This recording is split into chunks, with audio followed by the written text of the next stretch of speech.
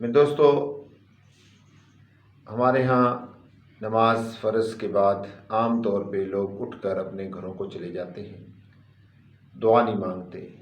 जबकि रसूलुल्लाह सल्लल्लाहु अलैहि वसल्लम ने फ़र्ज़ नमाज के बाद दुआ मांगने की बड़ी ताकीद फरमाई है। आप अलैहिस्सलाम ने दुआ के बारे में फ़रमाया, दुआ मुख़ुल इबादा, दुआ इबादत का मग़ज़ है। आज के सबक में और इसके बाद इंशाअल्लाह बहुत सारे इसबाक में मैं आपके सामने दुआ के हवाले से बहुत सारी फ़जीलतें आपके सामने रखूँगा। आज जो नबी मोहतरम सल्लल्लाहु अलैहि वसल्लम का फ़रमान है, हज़रत नुमान बिन बशीर रज़ियल्लाहु ताला अन्हु इस हदीस मुबारक के रावी हैं।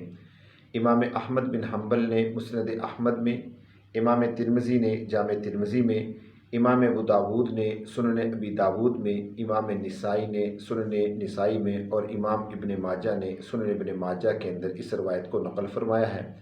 रसूलुल्लाह सल्लल्लाहु अलैहि वसल्लम दुआ के बारे में क्या बात इरशाद फरमा रहे हैं।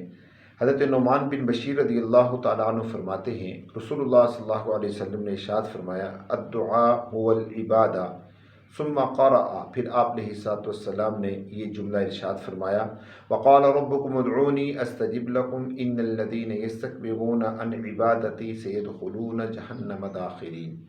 आपने फरमाया दुआ वो इबादत ही है, दुआ वो इबादत ही है।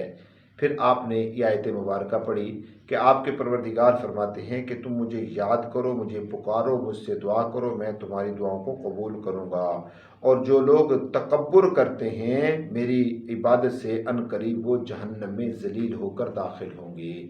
इससे पता चलता है कि दुआ एक इबादत है और जो इबादत नहीं करता वो तकब्बुर करता है और जो तकब्बुर करता है वो जहन्नम में ज़लील होकर दाखिल होगा।